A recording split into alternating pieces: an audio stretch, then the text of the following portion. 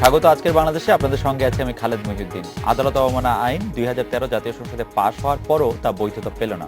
কেননা এই আইন অবৈধ ঘোষণা করেছেন আদালত। সদ্য বাতিল আইনটিতে গণমাধ্যম ও সরকারি কর্মকর্তাদের জন্য কিছু সুরক্ষা ছিল। এই আইন ফিরে পেতে এরই মধ্যে আপিল বিভাগে গিয়েছে রাষ্ট্রপক্ষ। চলমান যুদ্ধাপরাধীদের বিচারের রায়ের পরও আদালত অবমাননার বিষয়টি ভিন্নভাবে সামনে আসছে। কেননা রায় প্রত্যাখ্যানকারীদের রাজপথের সহিংস প্রতিবাদে এমন উপাদান খুঁজে পান ট্রাইব্যুনাল। এসব নিয়ে আজকের আলোচনা আদালত অবমাননা। কথা বলতে স্টুডিওতে আছেন আইন বিশেষজ্ঞ ডক্টর শাহাদিন মালিক, স্থানীয় সরকার বিভাগ সচিব জনাব আবু আলম মোহাম্মদ শহীদ খান এবং দৈনিক প্রথম আলোর সহযোগী সম্পাদক জনাব মিজানুর রহমান খান। স্বাগত আপনাদের।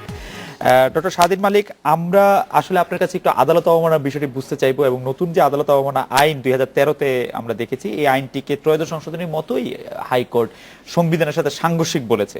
সংবিধানের সাথে যেটা সাংঘর্ষিক বলে মনে হচ্ছে হাইকোর্টে, তা ফিরে পেতে আইনি বা মাঠের লড়াই কতটা যৌক্তিক, এটা যদি আপনি একটু বলতেন।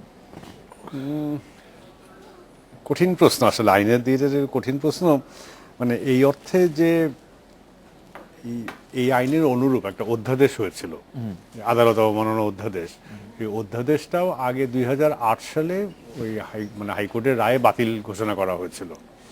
তারপরে এখন আবার ঠিক হুবহু না হলেও প্রায় কাছাকাছি এই 2013 সালে আইন করা হলো। অধ্যাদেশে যা ছিল মোটামুটি বড় দাগে সব কথাগুলি দেখেই আবার ওটাকে আইন করলো। এখন এই আইনটাকেও আবার কোর্ট বাতিল করে দিল। এইরকম আমাদের আগে হয়েছে বলে তো আমার জানা নেই, মনে পড়েন আগে হয় নাই যে একই ব্যাপারে দুইবার আইন হলো এবং সেই দুই আইনই আদালত বাতিল করলো। অতএব এখানে একটা দেখা যাচ্ছে এই আইনের ব্যাপারে একটা সংসদ এবং বিচার বিভাগ একটা বিপরীতধর্মী অবস্থান নিচ্ছেন। এখন এটাও সত্য যে এখন এটা বাতিল করে এখন আদালত অবমাননা আইন আদৌ আছে কিনা সেটাও একটা বড় প্রশ্ন হয়ে গেছে। যদি এখন আমার দৃষ্টিতে যতদূর আমি সংবাদপত্রে যেভাবে এসছে মাধ্যমে, যে পুরো আইনটাকেই বাতিল করে দিয়েছে। পুরো আইনটাকে বাতিল করলে কিন্তু এখন আদালত অবমাননার আইন নাই। অনেকেও তো সংবিধানের 108-এর কথা বলছেন, কিন্তু যেখানে ফৌজদারি শাস্তির ব্যাপার থাকে সেখানে কিন্তু আইন ছাড়া, নির্দিষ্ট আইন ছাড়া কাউকে বিচার করে শাস্তি দেওয়া যাবে না। আদালতের মনে হলো যে এটা ন্যায় বিচারের স্বার্থে আমি এত শাস্তি দিলাম, এটা হবে না। অতএব আমি যেটা বলতে চাচ্ছি যে এখনো যে একই আইন আদালত দুইবার বাতিল করেছে, তার কিন্তু এখানে একটা সংসদ এবং আদালতের ব্যাপারে এই ব্যাপারে একটা পরস্পর বিরোধী অবস্থা হয়ে গেছে, এক। আর দুই হলো, পুরো আইনটা বাতিল হয়ে গেলে এই মুহূর্তে কিন্তু আদালত অবমাননার কোনো আইন নাই। এটা একটা ভ্যাকুয়াম, একটা শূন্যতা তৈরি হয়েছে। এটাও তো চলতে দেওয়া যায় না। অতএব এখানে আইনগতভাবে বেশ কতগুলি জটিল জিনিস চলে এসছে। আমি একটু জনাব আবু আলম মোহাম্মদ শহীদ খানের কাছে জানতে চাইবো যে আপনি যেটি ডক্টর শাহাদিন মালিক বলছিলেন যে আসলে আইন বিভাগ এবং যে বিচার বিভাগ সেটা কি মুখোমুখি হয়ে গেল কিনা বা একটু বিপরীতধর্মী অবস্থানে আছে কিনা, আপনার কি মনে হয় আদালত অবমাননা আইন? এটা তো খুবই স্বাভাবিক যে সংসদে একটা আইন পাশ করেছে এবং সংসদে এটা মোটামুটি ভোটে পাশ হয়েছে। তো সংসদে আইন পাশ করার পরে হাইকোর্ট যদি এটা বাতিল করে দেয় তাহলে মুখোমুখি অবস্থানে আছে এরকম বলবো না, বাট তাদের মধ্যে তো তাহলে একটা গ্যাপ সৃষ্টি হয়ে গেছে। এটা দেখা যাচ্ছে যে কী কারণে, যেটা শাহাদিন মালিক সাহেব বললেন যে দুইবার আদালত অবমাননা আইনটা বাতিল করা হলো। এই আইনের ভিতরে কি আছে এই জায়গায় আসলে আমাদের যাওয়া দরকার। যেমন এই আইনে কি ছিল এবং আগে কি ছিল। 1926 সালের একটা আদালত অবমাননা আইন ছিল। শাহাদিন মালিক সাহেব যেটা বলছেন যে ওটাও এখন আছে কিনা সন্দেহ, তাহলে দেশে নাই। তাহলে 1926 সালের আইনের পরে কিন্তু 86 বছর, 86 ইয়ার্স আমরা অতিক্রম করেছি। এই 86 বছরে আমাদের রাষ্ট্র ব্যবস্থা, আমাদের গণতন্ত্র, আমাদের শিক্ষা, আমাদের সংবাদপত্রের স্বাধীনতা, সব ক্ষেত্রেই আমরা মনে হয় মোটা দাগে অনেক উন্নতি করেছি।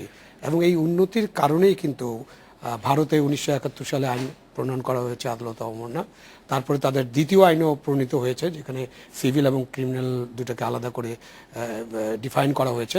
এখন ভারতের আইন কমিশনের তৃতীয় আইন আরও একটা পরও আমরা 3Gর মতো আর কি, 2G, 3G, 4G, তাহলে ভারতের যে তৃতীয় পর্যায়ের একটা আইন তারা চিন্তা ভাবনা করছেন। ইংল্যান্ডে এরকম আইন আছে এবং পৃথিবীর অনেক দেশে এরকম আইন আছে, এবং এতে কিন্তু আদালতের কোনো ক্ষতি হয়নি বা কারো কোনো ক্ষতি হয়নি, বরঞ্চ আমরা যে গণতন্ত্রের যেখানে মূল প্রশ্নটি আছে জনাব আবু আলম মোহাম্মদ শহীদ খান, উনি হাইকোর্ট বলছেন যে এই আইনের কিছু ধারা, আপনি নিশ্চয়ই ধারাগুলি জানেন, যে এই ধারাগুলি সংবিধানের 27, 108, 112 অনুচ্ছেদ উনি উদ্ধৃত করেছেন যে এর সাথে সাংঘর্ষিক। তো যদি সংবিধানের সাথে সাংঘর্ষিক হয় সেটা তো আইন প্রণয়নেরই ত্রুটি বলতে হবে, এবং তো আসলে বিচার বিভাগকে খুব দোষ দেওয়া যায় না। এটা তো আদালতে আপিলে আরো আলোচনা হবে।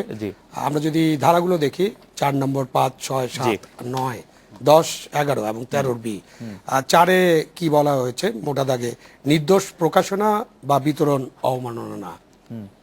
এটা তো এখন ডিসাইড করতে হবে যে এটা আদালতকে কতটা তার ক্ষমতা হরণ করছে। না, আমি 5-এ বলা হয়েছে পক্ষপাতহীন ও বস্তুনিষ্ঠ সংবাদ প্রকাশ অবমাননা নয়।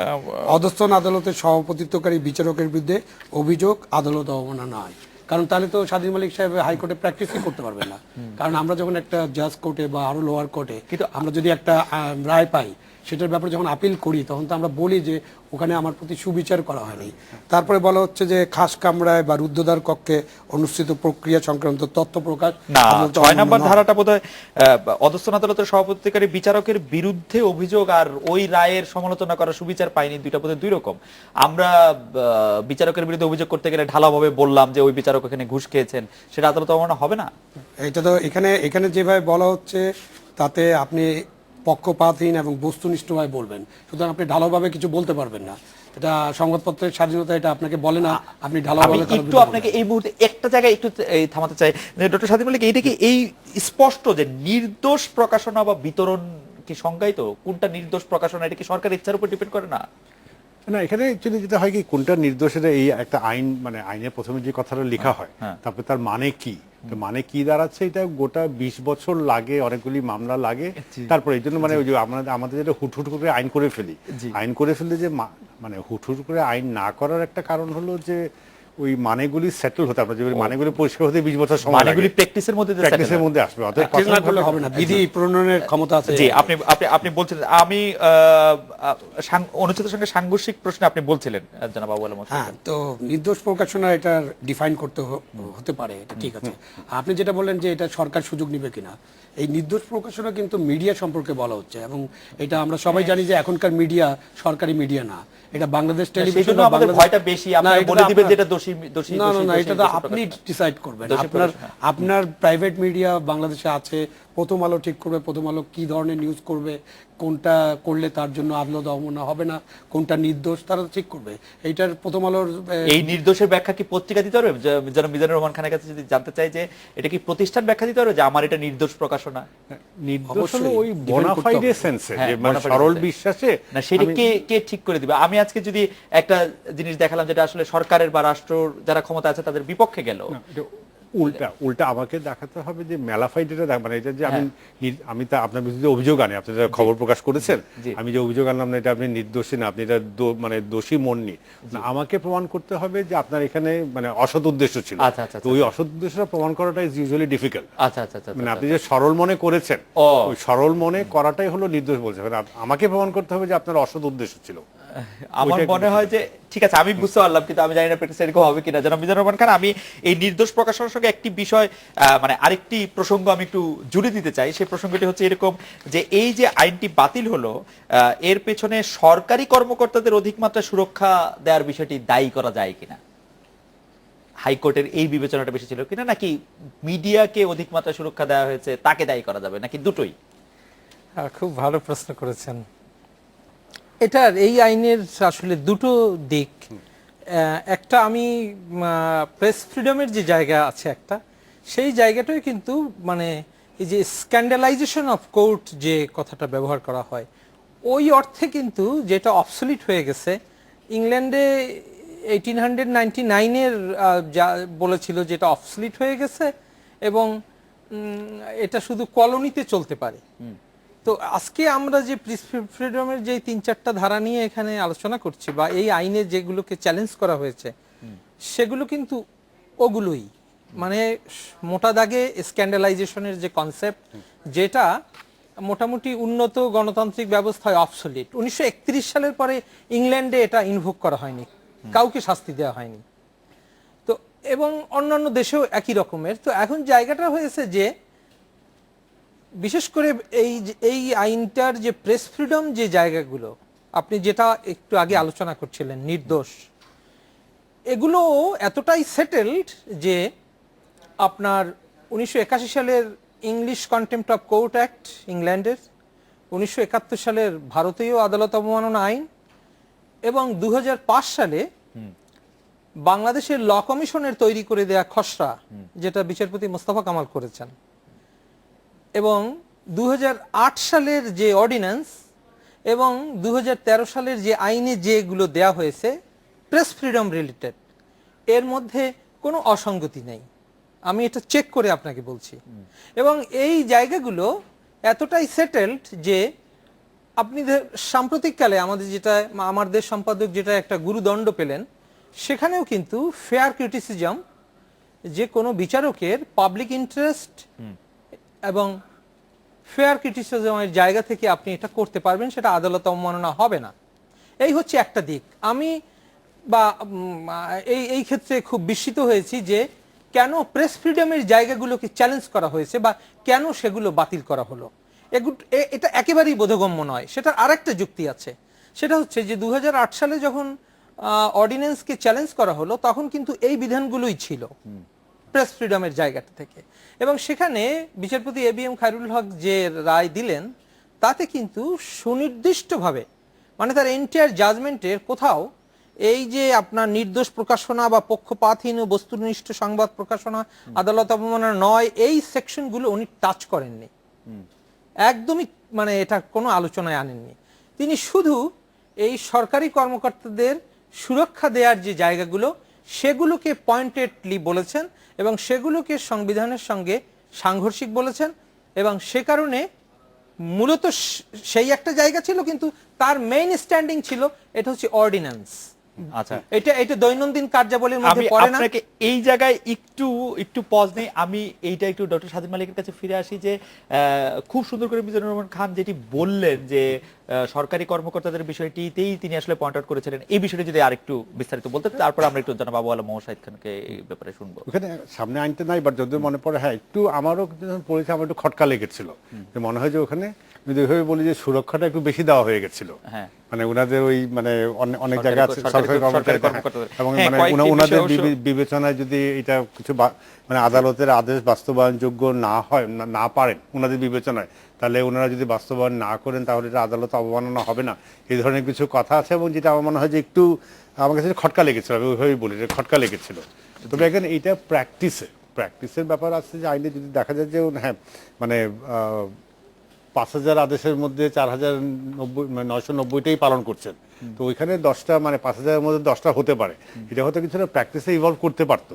কিন্তু হ্যাঁ, তবে প্রাথমিক দৃষ্টিতে আমাদের যে একটা আছে, মানে একটা হয়তো ইদানিংকালে বিচার বিভাগের সেন্সিটিভিটি অনেক বেড়ে গেছে। তারা মানে সবসময় তাদের মানে মান নিয়ে বোধহয় একটু বেশি শঙ্কিত, মানে মান নিয়ে খুব বেশি শঙ্কিত।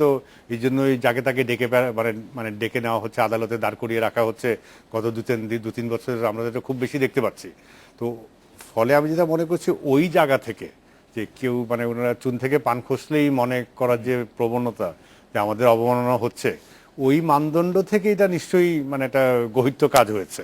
কিন্তু মানদণ্ডটাকে আমি যদি অন্য জায়গায় মোর গণতান্ত্রিক জায়গায় নিয়ে আসি, তাহলে এটা অত গহিত হবে না। আমি একটা কথা জুড়ে দিই, যখন আমার অনেক আগেই মানে প্র্যাকটিস করতে গিয়ে অনেক আদালত অবমাননা পক্ষে বিপক্ষে উকিল হিসেবে দাঁড়াতে হলো, তখন আমার যেটা সবচেয়ে খটকা লাগতো যে ব্যক্তিগত প্রসঙ্গ, বাট প্রায় 20 বছর ধরে 3টা ভিন্ন ভিন্ন দেশে আইন পড়েছি।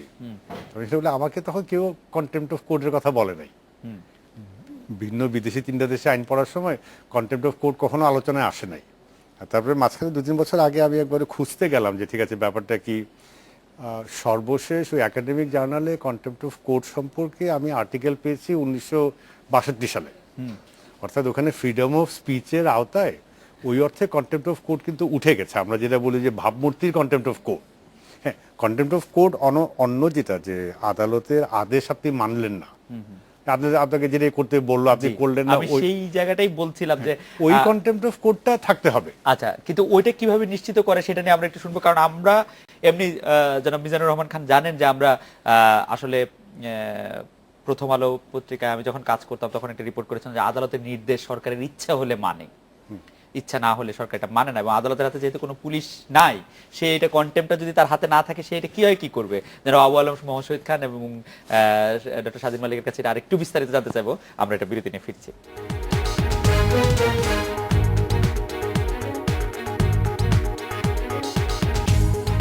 বিরতির পর ফিরে এলাম আজকের বাংলাদেশের জনাব আবু আলম মোহাম্মদ শহীদ খান। আপনার কাছে জানতে চাইছিলাম যে কন্টেম্পটের যে কথাটি বলছিলেন যে ডক্টর স্বাধীন মালিক বলছিলেন যে কন্টেম্পটের কোনো কিছুই আসলে উন্নত বিশ্বে বা উনি 3টি দেশে পড়াশোনার কথা বলছিলেন সেটি খুঁজে পাওয়া যায় না, কিন্তু আমার প্রশ্ন ছিল যে সরকার তো আদালতের নির্দেশ দিলে যেটা পছন্দ হয় না সেটা মানবে না, আমরা আগের অভিজ্ঞতায় দেখেছি। আমার মনে হয় না আপনি খুবই জেনারেলাইজ একটা কমেন্ট করলেন যে আদালতের নির্দেশ সরকার মানে না। পছন্দ হলে মানে না, এটা ঠিক না, ঠিক না। এটা হলো যে এক ধরনের মানে জেনারেল কমেন্ট হয়ে গেল। জি। এরকম কোনো উদাহরণ পাওয়া যাবে না। তাহলে তো কন্টেম্পট মামলা হওয়া উচিত ছিল হাজার হাজার। যেমন ধরেন আদালত আদালতের নির্দেশ আছে যে সবগুলি ফুটপাত খালি করতে হবে, আদালতের নির্দেশ আছে সবগুলি যে- ফুটপাত খালি করার নির্দেশ নেই। আপনার গুলিস্তান থেকে সদরঘাট খালি করার নির্দেশ আছে এবং এটা খালি হয়ে গেছে। মিজান ভাই, সবগুলি ফুটপাত খালি করার নির্দেশ আছে সেটা না? আপনি হয়তো ফুটপাতের হয়তো এইটার ক্ষেত্রে হয়তো হতে পারে, হ্যাঁ। কিন্তু আপনি যেটা সচিব মহোদয় যেটা বলার চেষ্টা করলেন যে উদাহরণ পাবেন না, এদিকে যায়েন না। আপনাকে না, আমি উদাহরণ- আমি বলছি যে- আপনাকে অসংখ্য প্রায় অসংখ্য আমি দেয়া উদাহরণ যাবে। বলছি যে আমি হাজার হাজার না, মানে এটা জেনারেল করা যাবে না। আচ্ছা। আদালত অবমাননা হবে না কেন? আদালতের মানে আদেশ যদি আপনি না মানেন, তো এতে আদালত অবমাননা হবে না এমন কথা কিন্তু আইনে বলা নেই। আচ্ছা। আইনে যেটা বলা আছে যে একটা সুরক্ষা দেওয়া হয়েছে, এটা প্রেস ফ্রিডমের জন্য দেওয়া হয়েছে। এটা যে কোনো নাগরিকও তো কিন্তু আদালত অবমাননার দায়ী হতে পারে। এখানে সরকারি কর্মচারী, নাগরিক, মিডিয়া এদের মধ্যে পার্থক্য করলে কিন্তু জিনিসটা হবে যে সরকারি কর্মচারী মানে হচ্ছে ও খারাপ লোক। এরকম না ভেবে আমরা ভাবি যে একজন নাগরিক হিসেবে তার কি ডিফেন্স থাকতে পারে। একটা জিনিস আছে যেটা স্বাধীন মালিক সাহেব বা উনিও আমাদেরকে মিজান সাহেবও বলতে পারেন, যে আমাদের একটা ন্যাচারাল জাস্টিস আছে যে nobody should be damned without hearing. আমাকে তো আপনি সুযোগ দেবেন যে আপনাকে একটা শোকজ দেন যে কাউকে, আপনাকে তো বলবে যে তোমাকে এই কারণে অবমাননার অভিযোগে অভিযুক্ত করা যেতে পারে, তুমি জবাব দাও, 7 দিনের মধ্যে দাও, 10 দিনের মধ্যে দাও। তারপরে আপনার যদি মনে হয় যে না আমি তারপরেও দোষী, আমি আপনার কাছে যাব, আপনি আমাকে শাস্তি দিবেন। এই ব্যাপারে কিন্তু এই আইনের মধ্যে এমন কোনো ধারা নেই যেটাতে আদালতের এই অথরিটিকে চ্যালেঞ্জ করা হয়েছে। আর আরেকটি প্রসঙ্গ আসছিল যে মানে সরকারি কর্মকর্তাদের বেশি সুরক্ষা দেওয়া হয়েছে কিনা। নাই তো, এটাই তো বললাম, এটা সরকারি কর্মকর্তাদের সুরক্ষা না। ওখানে এই আইনের যে ধারায় যে বলা হয়েছে যে প্রসিডিংসটা কেমন করে হবে, সেখানে বলা হয়নি যে সরকারি কর্মকর্তাদের জন্য এভাবে প্রসিড করতে হবে। এটা সকলের জন্য, এনিবডি, সেটা মিজান সাহেবও হতে পারে, সেটা স্বাধীন মালিকও আদালত অবমাননার দায়ী হতে পারে। যেমন আজকে কোর্টে যে রায়টা হয়েছে সেখানে বলে দেওয়া হয়েছে না যে এই রায় বাইরে থেকে আসছে, ল মিনিস্ট্রি থেকে লেখা হয়েছে, বা অমুক খান থেকে এটা আসছে, অমুক জায়গা থেকে আসছে, তো এটাও তো আদালত অবমাননা। সো তার উকিল যারা এটা বলবেন তারা তো আদালত অবমাননার দায়ী হতে পারেন। তো এইসব ক্ষেত্রে হলো যে আপনার একটাই সুরক্ষা যে আপনাকে শোকজ করতে হবে, যেটা স্বাধীন মালিক সাহেব বললেন। গত 2-3 বছরে আমরা যেসব দেখেছি, এইসব নিয়ে আলোচনা করাটা যদি আবার আদালতে অবমাননা হয়ে যায় তাহলে তো মুশকিল। তো আমরা দেখেছি যে আদালতে কাউকে ডেকে নিয়ে যায়, সারাদিন দাঁড় করিয়ে রাখা, কাউকে খুবই অশ্লীল ভাষায় বকাবকি করা, যেটা ডেকোরামের মধ্যে পড়ে না। তো সেই সব বিষয়ের কারণে মনে হয় আমরা একটু সেন্সিটিভ হয়ে গেছি। আর আমাদের এটা মনে রাখতে হবে যে সরকারি কর্মকর্তারা কিন্তু আমরা কলোনিয়াল আমলের কর্মকর্তা না, আমরা লন্ডন থেকে বা আমেরিকা থেকে আসিনি এবং কলোনি শাসন করছি না। আমরা কিন্তু এদেশের নাগরিক, এদেশের স্বাধীনতা যুদ্ধের সাথে আমরা যুক্ত ছিলাম, এদেশের গণতান্ত্রিক অভিযাত্রার সাথে আমরা আছি এবং আমরা কিন্তু গণতন্ত্রের সাথে চলার চেষ্টা করছি। জনাব মিজানুর রহমান খান, এই জনাব আবু আলম মোহাম্মদ শহীদ খানের এই বক্তব্যের এই অংশটুকুর সাথে আপনি একমত কিনা যে যেভাবে চলছে? আপনি অবশ্যই কিছুটা এরকমই বলছিলেন, তারপরেও আপনার একটু এই জায়গা থেকে একটু আপনার মন্তব্য জানতে চাচ্ছি। এটা ঠিক যে সাম্প্রতিককালে কিছু কিছু ঘটনায় হয়তো যেটা সচিব মহোদয় বলছেন তাতে হয়তো কিছু কিছু ক্ষেত্রে সেটা আমার মনে হয় যে অনেকটা প্রক্রিয়াগত। তো সেই ধরনের বিচ্যুতি সেটা শুধু সরকারি কর্মকর্তারা নন, সেটা নাগরিকরাও সাফার করছেন। কিন্তু এই আইনে যেটা এসছে যেভাবে এইখানে এরকমের সুরক্ষা পাবলিক সার্ভেন্টদেরকে, সেটা কিন্তু আমরা কমন লয়ের অন্য যারা অনুসরণকারী দেশগুলো তাদেরকে দেখি না। এবং বিশেষ করে এটা যে প্রক্রিয়ায়, অর্থাৎ আদালত অবমাননা আইনের সংশোধনের যে জায়গাটা, সেটা কিন্তু ক্যাবিনেট যেভাবে গ্রহণ করেছে সেটা প্রেক্ষাপট যদি আমরা দেখি যে বিএনপি আমলের এটা ক্যাবিনেটে উঠেছিল এবং এটা মানে একটা হাস অবস্থার মধ্যে, এবং সরকারি কর্মকর্তাদের, পদস্থ সরকারি কর্মকর্তা যারা আমাদের বিচার বিভাগের পৃথককরণকে অনেকটা প্রতিহত করেছেন এবং অনেকটা আপনার মোবাইল কোর্ট অর্ডিন্যান্স করে বা নানা প্রক্রিয়ায় তারা বিচারিক ক্ষমতা তাদের লাগবেই, এটা ছাড়া তাদের শাসন চলে না, এরকমের একটা প্রক্রিয়ার সঙ্গে কিন্তু এর একটা যোগসূত্র খুঁজে পাওয়া যায়। এবং আপনি 2005 সালে যখন ল কমিশন যে ড্রাফটটা তৈরি করে দেয় সেখানে কিন্তু এই পাবলিক সার্ভেন্টদের এই বিষয়টা কিন্তু ছিল না। এবং আমি আপনাকে একদম অথরিটি নিয়ে বলছি, যখন তারা এই ড্রাফটটা তৈরি করছিল তখন তৎকালীন আইনমন্ত্রী মহোদয় আইন কমিশনে যান এবং তিনি ফিরে গিয়ে মিনিস্ট্রিতে একটা চিঠি লিখেন যে আপনাকে যে আমরা বলেছিলাম একটা ড্রাফট তৈরি করতে, আর দরকার নেই, আমাদের এই চিঠি উইথড্র করে নিলাম। কিন্তু তারপরেও তারা এই সরকারি কর্মকর্তাদের সুরক্ষা না দিয়ে সেই খসড়াটা বা সেই রিপোর্টটা তারা তৈরি করে, যেটা এখনো আইন কমিশনের ওয়েবসাইটে রয়েছে। এবং এই যে সরকারি কর্মকর্তাদের যে এই দৃষ্টিভঙ্গিটা এখানে, এটা আপনি দেখেন, এটা তো থাকতেই পারে না, একেবারেই সংবিধানের সঙ্গে অসঙ্গতিপূর্ণ। এবং এটা এক ধরনের মানে অর্থাৎ হচ্ছে যে এটা কেন কিভাবে হয়েছে, আমি আপনাকে একটা জায়গা শোনাচ্ছি। সেকশন 10 এখানে বলছে যে আদালতের কোনো রায়, আদেশ বা নির্দেশ প্রজাতন্ত্রের কর্মে নিয়োজিত কোনো ব্যক্তির পক্ষে যথাযথ প্রচেষ্টা সত্ত্বেও বাস্তবায়ন করা অসম্ভব হইলে বা সে কারণে ব্যর্থতার কারণে তার বিরুদ্ধে আদালত অবমাননার অভিযোগ উত্থাপন করা যাবে না। তো এখন জায়গাটা হয়ে গেছে এই যেটা আপনি বলছিলেন, আপনি আমাদের শুধুমাত্র, তবে এটা শুধুমাত্র সরকারি কর্মকর্তাদের জায়গা থেকে নয়, আজকের আমাদের এটা অপ্রিয় হলেও এটাই সত্য যে যখন যার যেভাবে দরকার সে সেভাবে জিনিসটাকে বাস্তবায়ন করিয়ে নেয়।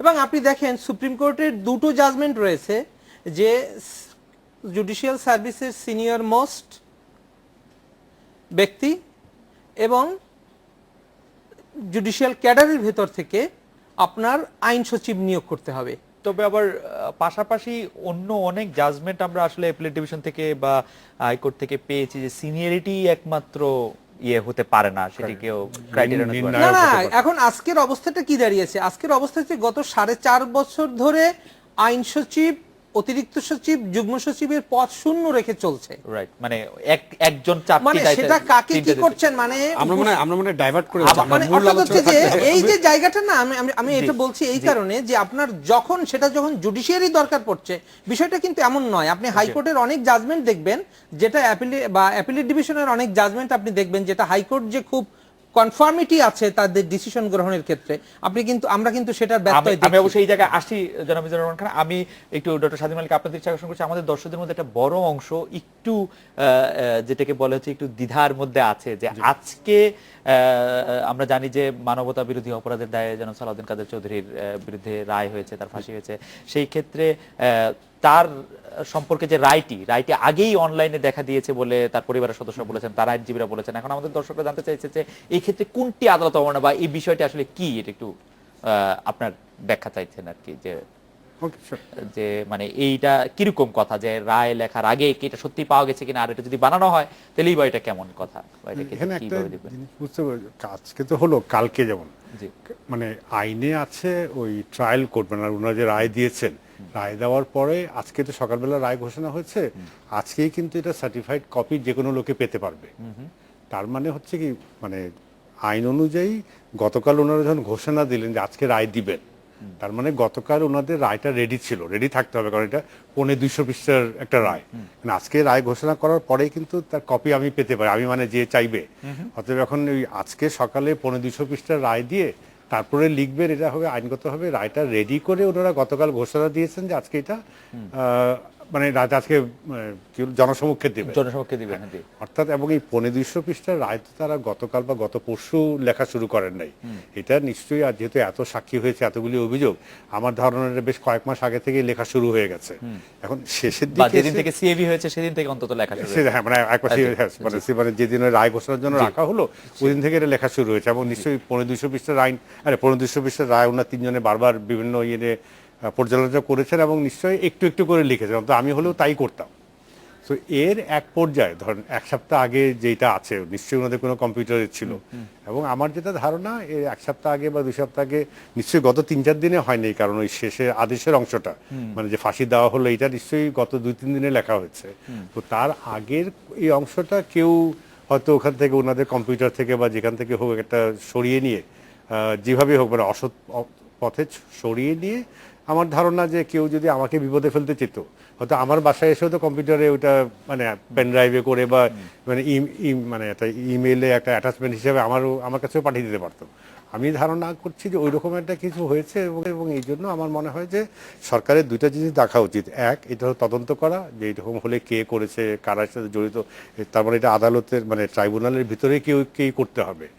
দুই, আর এখানে ওই ইন্টারনেট সিকিউরিটি ব্যাপারটাও দেখা উচিত। যারা আউয়াল মুর্শিদ খান, এই প্রসঙ্গে কি আপনি কিছু বলবেন যে রায়ের টা আগে বেরিয়ে যাওয়ার বলা হচ্ছে, যেটা মন্ত্রণালয় বা সচিবালয় থেকে বেরিয়েছে, মানে এটার সুযোগটা? এটার তো কোনো সুযোগ নাই। স্বাধীন মালিক সাহেব একদম ক্লিয়ার করে বলেছেন যে যা হতে পারে যে এত পৃষ্ঠার রায়, এটা হয়তো লেখা হচ্ছিল এবং ওখানে স্টাফরা কাজ করছিল, এটার সাথে আইন মন্ত্রণালয় বা কোনো মন্ত্রণালয়ের কোনো কানেকশন থাকার কোনো সুযোগ নাই। কেননা রায় দিবেন জাজেরা এবং তারাই লেখেন। এখানে আইন মন্ত্রণালয় বা অন্য কোনো মন্ত্রণালয় বা সরকারের কারোই সম্পর্ক থাকার কোনো সুযোগ নেই। আর ষড়যন্ত্র করতে হলে ওই আইন মন্ত্রণালয়তে জিনিসটাকে প্লান্টের হলে এটার ইম্প্যাক্টটা খুব বেশি হবে। ওই কপিটা ধরেন আপনার কম্পিউটার বা আমার কম্পিউটারে পাওয়া গেলে ইম্প্যাক্ট হতো না। আমার মনে হয় তো ওরা এটা একটু যে মানে যেটা নিয়ে সন্দেহ তৈরি করতে চেয়েছে, ওরা একটা ভালো মানে ওরা খুব দক্ষতার সাথে কাজটা করেছে। আর যুদ্ধ অপরাধীদের ব্যাপারে যেটা আমরা দেখছি, বারবারই দেখছি যে এই মামলা চলা, সাক্ষ্য নেওয়া, মানে পুরো পদ্ধতিকে বিতর্কিত করা, এই প্রচেষ্টা কিন্তু অব্যাহত আছে এবং এটা একটা ষড়যন্ত্রের অংশ। জনাব মিজানুর রহমান খান, আমরা আবার আদালত অবমাননার বিষয়ে ফিরে আসি। আপনি এর আগে বলছিলেন সরকারি কর্মকর্তাদের প্রসঙ্গে, আমি মিডিয়া প্রসঙ্গে জানতে চাই যে সদ্য বাতিল আদালত অবমাননা আইনে সাংবাদিকদের কাজের পরিধি আরো অবারিত হওয়ার সুযোগ ছিল, কিন্তু সেই অবাধ স্বাধীনতা পাওয়ার সঙ্গে সঙ্গে তো কিছুটা দায়িত্বশীলতার পরিচয় আমাদেরকে দিতে হয়। সেই দায়িত্বশীলতার পরিচয় আমরা সবাই দিতে পারছি কিনা? আমরা যদি মাথায় রাখি যে একাধিক সহিংস ঘটনা উস্কে দেওয়ার জন্য আমাদের মিডিয়াকে নানাভাবে দায়ী করা যায়, আমরা এটা বিরতি নিয়ে ফিরে এসে আপনার কাছে এটা শুনবো যে এটি রাখার দরকার ছিল কিনা।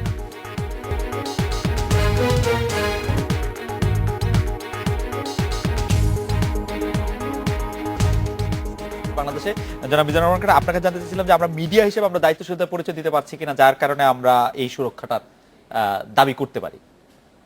না, একটা হচ্ছে সুরক্ষা থাকা এক জিনিস, আর সবসময় নিজেকে আত্মজিজ্ঞাসা, আয়নার সামনে নিজেকে দাঁড় করানো, সেটা অন্য বিষয়। যেটা আমাদের আইনে যেটা দেয়া হয়েছে, মানে পার্লামেন্ট যেটুকু প্রেস ফ্রিডমের জায়গায় যেটা করেছে, সেটা আমরা ফেরত চাই।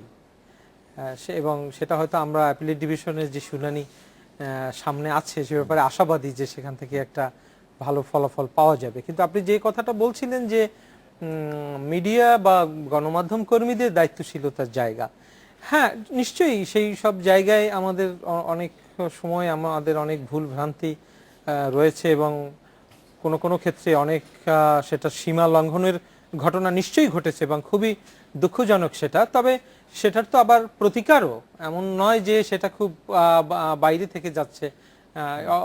আবার সেখানেও প্রক্রিয়ার প্রশ্ন আসছে যে এই যে ধরে আনতে বললে বেঁধে নিয়ে আসা, সেই রকমের একটা ব্যাপারও ঘটছে। তো তারপরেও আপনি দেখেন যে self imposed code of conduct হচ্ছে সবচেয়ে বেস্ট। আপনি দেখুন, আপনি যেটা বলছেন যে মিডিয়ার কারণে আরো কিছু সহিংস ঘটনাকে উস্কে দেওয়া হয়েছে, এখন দেখেন সেটা সেই ক্ষেত্রে দেখেন আমাদের দেশে হচ্ছে এখন গভর্নমেন্ট একটা কিভাবে টিভি চ্যানেলের টক শো বা এই বক্তব্য নিয়ন্ত্রণ করার জন্য তারা খুবই চিন্তিত এবং একটা ড্রাফট করে দিয়েছে এবং কখনো হয়তো আইন আকারে আমাদের সামনে নাজেল হবে। এটা হচ্ছে আমাদের বাস্তবতা। আর আপনি দেখেন মুম্বাইতে যখন এই একটা যে বড় ধরনের একটা দাঙ্গা বা এরকম একটা বড় সহিংসতা ঘটনা ঘটলো কয়েক বছর আগে, তখন দেখলো যে চ্যানেলগুলো যে লাইভ দেখাচ্ছে সে কারণে কিছুটা বেশি উত্তেজনা সেটা ছড়িয়ে পড়ে। তো তার একটা রেসপন্স, যখন এই সমালোচনাটা হলো তখন তারা কিন্তু একটা রেসপন্স করলো। মিডিয়া ওনাররা ইন্ডিয়ান সুপ্রিম কোর্টের একজন সাবেক প্রধান বিচারপতিকে দিয়ে একটা কমিশন করে দিলেন।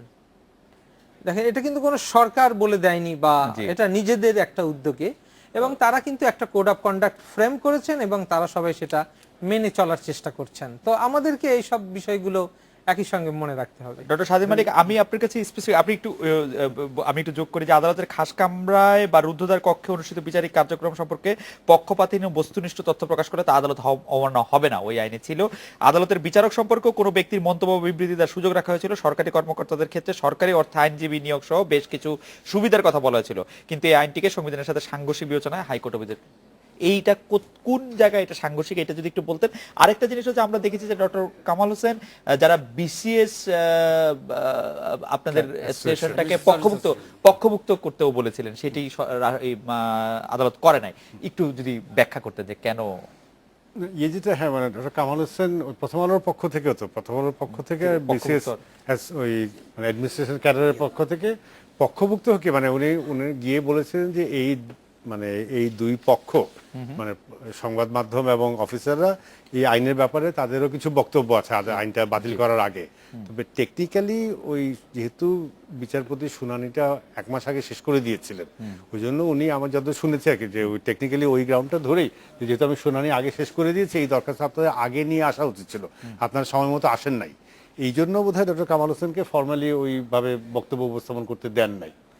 আর হ্যাঁ, ওই যে কিছু আপনি মানে এগুলি ঠিক মানে কঠিন হবে, মানে খাসকামরা একটা হতে পারে যে খাসকামরায় যখন হচ্ছে তার তো কতগুলি মানে কারণ আছে, যেমন একটা শিশু সংক্রান্ত মামলা শুনানি হচ্ছে বা ধর্ষণ সংক্রান্ত মামলা শুনানি হচ্ছে, অর্থাৎ স্বাভাবিকভাবে ওইটা প্রকাশ না করার জন্যই তো ওই যে ইন ক্যামেরা বা খাসকামরায় হচ্ছে। হয়তো এইটা ঠিক মানে এটা হয়তো মানে কেউ এটা করলে তার বিরুদ্ধে ব্যবস্থা গ্রহণ করে, কিন্তু এটা আমার দৃষ্টিতে এটা আইন বাতিল করার মতো তেমন কিছু না। আচ্ছা, মানে সংবিধানের সাথে এমন কোনো বড় আদালত তো বলতেই পারে যে এই অংশটুকু রিপোর্ট করা যায় না। হ্যাঁ, এই জন্য আইনটা বাতিল করার মতো এখানে সংবিধানের সাথে কোনো বড় কিছু হয়েছে বলে আমার মনে হয় না। তো আমি যেটা বলছিলাম যে আমি এদের প্রজাতন্ত্রের কর্মে নিয়োজিত কর্মকর্তাদের পক্ষে বলছি না, এখানে প্রথমে বলছি এখানে আমার খটকা লেগেছে, কিন্তু এটা ব্রডলি আর একটা জিনিস মনে রাখতে হবে যে প্রজাতন্ত্রের কর্মে নিয়োজিত কর্মকর্তাদের কিন্তু মৌলিক অধিকার রক্ষার জন্য হাইকোর্টে যাওয়ার কোনো সুযোগ নাই। মানে যে সংবিধানে 117 ধারায় ওনাদের চাকরির শর্তাবলী সংক্রান্ত যদি ওনাদের প্রতি কোনো মানে ব্যবস্থা নেওয়া হয়, অন্য যে কোনো আধা সরকারি বা অন্য যে কোনো লোক হাইকোর্টে যে রিটে যেতে পারে চাকরির ব্যাপারে, চাকরির শর্তাবলীর ব্যাপারে, কিন্তু এখানে কিন্তু সরকারি প্রজাতন্ত্রের কর্মকর্তাদের ওই সুযোগটা নাই, তাদের প্রশাসনিক আদালতে যেতে হবে, এবং প্রশাসনিক আদালতটা কিন্তু মানে অনেক দুর্বল আদালত। তো এখানে মানে এই আইনের সুরক্ষার ব্যবস্থা করা হয়েছে, কিন্তু আবার ওনাদের চাকরির শর্তাবলীর ব্যাপারে সংবিধানের সুরক্ষাটা তারা কিন্তু পান না, এটাও খেয়াল রাখতে হবে। না, সেটা পান না, কিন্তু আমি জনাব আবু আলম শহীদ খানকে জানতে চাই যে আদালত অবমাননার 10-1 ধারায় যেটা আছে যে প্রজাতন্ত্রের কর্মচারীদের প্রচলিত আইন, বিধিমালা, সরকারি নীতিমালা, পরিপত্র, প্রজ্ঞাপন, স্মারক ইত্যাদি যথাযথভাবে অনুসরণ করে জনস্বার্থ ও সরল বিশ্বাসে কাজ করলে আদালত অবমাননা হিসেবে তা গণ্য হবে না।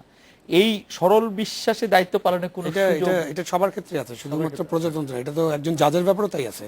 উনি সরল বিশ্বাসে যদি কোনো রায় দেন, সেটা তো সরল বিশ্বাসটা আছে, কারণ এটা কিন্তু একটা ইনহেরেন্ট জিনিস, কিন্তু না এটা ইনহেরেন্ট সকলের জন্যই আছে। এটা সরল রায় মানে একটা ভুল রায় দিয়ে আপনাকে মানে আপনার বিরুদ্ধে 10 লক্ষ টাকা ফাইন করে দিল, আচ্ছা, কিন্তু এটা কথা 1875 সালে নাকি আছে যে হ্যাঁ ওই মানে দেখা যায় বিচারক সম্পূর্ণ ভুল করেছে, আচ্ছা, তারপরে তার মানে বোনাফাইড জুডিশিয়াল প্রোটেকশন তার জন্য তার কোনো জবাবদিহিতার সম্মুখীন হতে হয় না। তো আমি যেটা বলছি যে হ্যাঁ, এখানে আমি আপনার সাথে এটা নিয়ে আলোচনা হতে পারে, আলোচনা না করে আমরা তো বলছি না যে এটাই একেবারে হুবহু রাখতে হবে, এরকম কোনো দাবি কিন্তু কোনো সরকারি কর্মকর্তা করেন নাই এখন। এটাতে যেটা বলা হচ্ছে যে আমাদের যে আইনটা, এই আইনটা যুগোপযোগী করা হয়েছে এবং আধুনিক একটা গণতান্ত্রিক দেশে এরকম একটা আইন প্রয়োজন, এটা থেকেই পার্লামেন্ট এই আইনটা প্রণয়ন করেছে, কারণ 86 বছরের পুরানো বা কোনো আইন ছাড়া তো এটা চলতে পারে না। তো সেখানে আরো ভালোভাবে আলাপ আলোচনা করে প্রত্যেকটা প্যারাগ্রাফ নিয়ে আলোচনা হতে পারে এবং একটা আইন হওয়া দরকার। আরেকটি প্রসঙ্গ আসে, এটা যদি একটু এক লাইনে বলতেন। অনেক ক্ষেত্রে ব্যক্তিগত অপরাধ নয়, বরং পদবিজনিত কারণে আদালত অবমাননার অভিযোগে পড়তে হয়, এটা তো খুবই মুশকিল, যেমন এটা খুবই জটিল বিষয়। যেমন সচিব, এখন আমি তো সচিব পার্মানেন্ট না, আমি তো একটা মন্ত্রণালয় সচিবের দায়িত্ব পালন করি 2 বছর বা তার কম সময় বা বেশি সময়। এখন দেখা যাচ্ছে যে আদালত অবমাননার জন্য একটা কেস শুরু হয়ে গেছে 1990 সালে কিংবা 2002 সালে, তখন কিন্তু আমি সচিব ছিলাম না, কিন্তু ওইটার দায়টা আমার ঘাড়ে আসে। এবং সবচেয়ে বড় অসুবিধা যেটা সরকারি কর্মচারীদের হয়, সেটা হলো যে আদালত অবমাননা ফেস করার জন্য আপনি ব্যক্তিগত টাকা খরচ করতে হবে। সচিব হিসেবে আমি যা বেতন পাই 40,000 টাকা, একেবারে নির্দিষ্ট বেতন, এই বেতনে আমি স্বাধীন মালিক সাহেবকে কিন্তু নিয়োজিত করতে পারি না। এই বেতনে এই টাকাটা আমি যদি পুরোটাই দিয়ে দেই, আমি না খেয়ে থাকবো, তারপরেও কিন্তু আমি আদালত অবমাননার ওই জন্য উকিল খুঁজে পাবো না।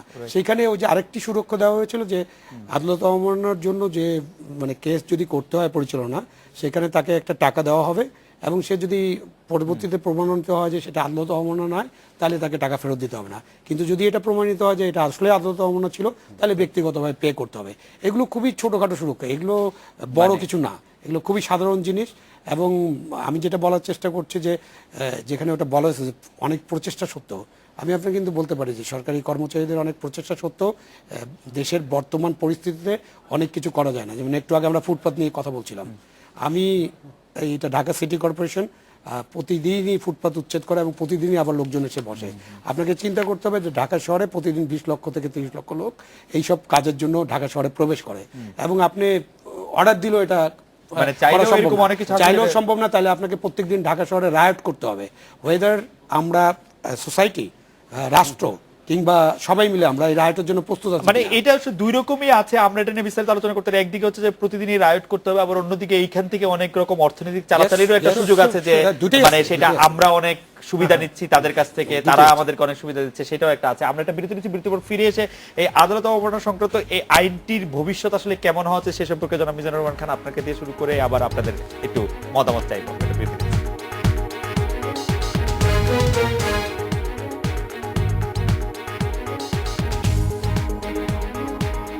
বিরতির পর ফিরে এলাম। আজকে বাংলাদেশে আসলে আদালত অবমাননায় আমরা বিরতির মধ্যে আলোচনা করছিলাম যে এই আইনটি করা দরকার বা এই বিষয়টির অবতারণা করা হয়েছে যে আসলে একটি চেক এন্ড ব্যালেন্স প্রতিষ্ঠা করার জন্য। সেটা কিভাবে করা যায় জনাব মিজানুর রহমান খান আপনি যদি বলেন, এবং আপনাদের দুইজনের আসলে মতামত। মূল জায়গাটা তো আসলে সুশাসনের, এবং সেখানে গুণগত মানের জায়গাটা যদি আমরা আলোচনা না করি, যে পার্লামেন্টে যারা আসছেন যাদেরকে নিয়ে হচ্ছে, সুপ্রিম কোর্টে যে বিচারকরা নিয়োগ হচ্ছেন, বা সিভিল সার্ভিসে যারা আসছেন তাদের যে প্রক্রিয়া, ওই জায়গাটা হচ্ছে আসল জায়গা। যাক, ওটা অনেক লম্বা ডিবেট। কিন্তু এখন বিষয়টা হচ্ছে যে আপনি ধরুন যে কোনো আলোচনা ছাড়া, যেটা সচিব মহোদয় যেটা বললেন সেটা কিন্তু খুবই ভালো কথা, যে আলোচনা একটা হওয়া উচিত। দেখেন, পার্লামেন্ট এখন মুশকিলটা হয়ে যাচ্ছে যে এটার হচ্ছে সবচেয়ে শক্তিশালী লবি হিসেবে পাবলিক সার্ভেন্টরা যদি এই আইনের পিছনে না থাকতো, তাহলে সত্যি কথা হচ্ছে এটা কোনো প্রেস ফ্রিডম এনশিওর করার জন্য পার্লামেন্ট এটা করেনি। এটা শুধু পাবলিক সার্ভেন্টদের চাপের মুখে এটার উৎপত্তিও সে কারণে, ওটা আইন কমিশনে সে কারণে গিয়েছিল, ফ্রিজও হয়েছিল তাদের কারণে, আবার যে অর্ডিন্যান্স যেটা হলো সেটাও তাদের কারণে। এর সঙ্গে প্রেস ফ্রিডমের কিন্তু কোনো সম্পর্ক নেই। তো এখন জায়গাটা হচ্ছে যে আজকে যদি পার্লামেন্টে ডিবেট হতো যে যথাযথ প্রচেষ্টা সত্ত্বেও পারে না, তার মানে হচ্ছে একটা রেকর্ড আছে। আমরা যদি পার্লামেন্ট থেকে জানতে পারতাম যে গত 5 বছরে বা 10 বছরে এরকমের 200 ঘটনা দেখা গিয়েছে যে তারা এইভাবে এই নেচারের, তাহলে আমরা চাচ্ছি কিন্তু সেই ইনফরমেশনের ডিসেমিনেশন আগে, এই আইনের আগে। তাইলে পরে আজকে দেখেন, চিফ এক্সিকিউটিভ মন্ত্রণালয়গুলোর মিনিস্টার হয়েছে পার্লামেন্টারি সিস্টেম আসার পরে। তাহলে পরে আজকের কেন মন্ত্রীরা নিজেরা কেন মানে আদালত অবমাননার জন্য তারা কেন সময় নষ্ট করবে না? কেন সচিবরা এইগুলো সাফার করবেন? এবং ইভেন আমাদের সমাজের ডিবেটটাই হচ্ছে না যে মন্ত্রীরা কোনোভাবে কিন্তু তারা আদালতে তারা নিজেদেরকে কিন্তু কোনোভাবে আনার, মানে নিজেদেরকে হাজির করার, বা আদালত কাউকে ডাকছে না। এই বিষয়টি কিন্তু খুবই ইন্টারেস্টিং। যারা আবুল আলম শহীদ খান, আপনি একটু যদি বলে যে এটা চেক এন্ড ব্যালেন্স কিভাবে প্রতিষ্ঠা করা যায়। এবং আমরা যত জানি যে মন্ত্রণালয়ের সিইও হচ্ছে বা প্রধান নির্বাহী হচ্ছেন মন্ত্রী, কিন্তু বেশিরভাগ সময় সরকারি কর্মকর্তা। এই বিষয়টা আসলে আমার পাশে যে দুজন আছে আইনজীবী, তাদের বক্তব্য রাখা উচিত, কারণ আদালত অবমাননার যে কেসটা ওনারাই তৈরি করেন। ওনারা সম্ভবত কোনো কারণে উনাকে সিওকে না করে সিওর চাপরাশিকে করতেছেন আর কি, তো সেটা ওনারা জবাব দেবেন। বাট যেটা আমি ফাইনালি যেটা বলতে চাই সেটা হলো যে আমাদের এই বিষয়গুলো নিয়ে আলোচনা হওয়া উচিত, এবং প্রেস ফ্রিডম না থাকলে কিন্তু আলোচনাটা হবে না। আলোচনাটা কোথা থেকে হবে? আপনি আজকে আলোচনা ডেকেছেন বলেই তো আলোচনা হচ্ছে। প্রথম আলো বা অন্য কোনো পত্রিকা একটা রিপোর্ট করলে সেটা নিয়ে আলোচনা হবে। এখন যদি এই রিপোর্ট করার মতো স্বাধীনতা না থাকে, এই যে আইনের যে মিনিমাম স্বাধীনতাগুলো যদি না থাকে, তাহলে তো হবে না। সুতরাং আমাদেরকে একটা আইন দরকার। আমরা 86 বছর অপেক্ষা করতে পারি না এরকম একটা আইনের জন্য, যেখানে পৃথিবীর অনেক দেশে আইন টাইন হয়েছে, এবং আমাদের একটা আইন দরকার, এবং আমাদের নিজস্ব ডিসিপ্লিনও দরকার। তো এটা তো চিকেন আগে না এগ আগে এরকম বিতর্ক করলে চলবে না। আমাদের আইনের সুরক্ষা থাকতে হবে, এবং পাশাপাশি আমাদের নিজেদেরও মান উন্নয়ন করতে হবে সব ক্ষেত্রে। এটা শুধুমাত্র যে সরকারে যারা সরকারি কর্মচারী আছেন তারা, বা আইনজীবী তারা, বা পুলিশ তারা, অথবা জাজেস তারা, এরকম না, বা পার্লামেন্টের মেম্বার যারা আছেন তারা না। এটার মান উন্নয়নটা হলো সকলে মিলে সম্মিলিতভাবে বাংলাদেশের মান উন্নয়ন করতে হবে। আমরা একটা সুন্দর গণতান্ত্রিক সমাজ ব্যবস্থা চাই, এবং সেই গণতান্ত্রিক সমাজ ব্যবস্থা আমরা কাজ করতে চাই। ডক্টর স্বাধীন মালিক, আপনি যদি। আপনি যেটা বলছেন যে একটা হয়তো আমি বলছি কিছুটা হলেও এই আইনে বোধ মানে এই আইনটাতে এবং রায়ে দুইটাতেই কিন্তু একটু দুই দিকে একটু অসহিষ্ণুতা হয়ে গেছে। একটু আমাদের ভেবেচিন্তে দুই দিকে আইন করার সময় একটু ভেবেচিন্তে করা উচিত ছিল, এবং এই রায়টা এখনো পুরো পাই নাই। আপাতত দৃষ্টি যেটা বলা হচ্ছে যে 108, 112 সাথে কনফ্লিক্টিং, এটা অসাংবিধানিক বলাটা খুব লিবারাল ইন্টারপ্রিটেশন না হলে মানে করলে। আর একটা মনে রাখতে হবে, আমাদের কোনো আইন 40 বছরে আমাদের কোনো আইন সম্পূর্ণভাবে কিন্তু রায় বাতিল হয় নাই। আইনের 2টা 4টা 5টা ধারা বাতিল করেছে, কিন্তু এখানে কিন্তু সম্পূর্ণ এটাই একমাত্র মানে অর্ডিন্যান্স বাতিল হয়েছে, কিন্তু পার্লামেন্টের করা কোনো আইন এইভাবে ঢালাওভাবে বাতিল করার কোনো নজির নাই। তো এখন এখন এখানে মনে হয় যে আবার গ্রাম সরকার আইনটা হয়েছিল। গ্রাম সরকার, আর এখানে তো পুরো আইন বাতিলের জন্য চাইনি, মানে পুরো আইন বাতিলের জন্য রিট করা হয়নি, রিট করা হয়েছে কয়েকটা ধারা, আটটি ধারা। এখন যেটা হয়ে গেছে হ্যাঁ, এখন তো আমাদের নতুন আইন লাগবে। এটা তো আমরা যে অবস্থায় আছে, আরেকটা আদালত অবমাননা আইন লাগবে। তো নতুন আইনটা যাতে একটু মানে সবাই মিলে বসে চিন্তা করে ভালো করে সব দিকটাই রেখে, সেই সুযোগ কি থাকছে কিনা মানে না নতুন আইন করতে হলে তো এই আইনটা বোধহয় অ্যাপিলে অনেক আলোচনার সুযোগ আছে। আমার মনে হয় যে মহামান্য সুপ্রিম কোর্ট অ্যাপিলে যে সবকিছু বিচার বিবেচনা করে মহামান্য সুপ্রিম কোর্ট একটা ভালো রায় দিতে পারেন। হ্যাঁ সেটা আপিলে আছে। হ্যাঁ আমি বলছি ঠিক আছে, ধরে নিই আপিলে বা ভবিষ্যতে যদি এই ধরনের আইন দরকার হয়, মানে কথা আপিলে এসেও তো হয় এই হাইকোর্টের রায়টাকে বহাল রাখতে পারে, মানে আইনটাকে বাতিল হয়ে যেতে পারে, তখন নতুন আইন করার, এবং এটা তো খুব তাড়াতাড়ি বোধহয় সিদ্ধান্ত হয়ে যাবে। অতএব নতুন আইন করার প্রয়োজন আসতে পারে, অথবা বাতিল করলেও তার জায়গায় তো হয়তো দু একটা নতুন ধারা যোগ করতে হতে পারে। আলাপ আলোচনা করে, যেটা অসহিষ্ণুভাবে না করে আলাপ আলোচনা করে করলেই ভালো। আমরা আশা করবো যে আলাপ আলোচনার মাধ্যমে এটি হবে। আজকের অনুষ্ঠানে আসার জন্য ডক্টর স্বাধীন মালিক, জনাব আবু আলম মোহাম্মদ খান এবং জনাব মিজানুর রহমান খান, আপনাদের অনেক ধন্যবাদ। এই ছিল আজকের বাংলাদেশে। দেখা হবে আগামীকাল এই সময়। শুভরাত্রি।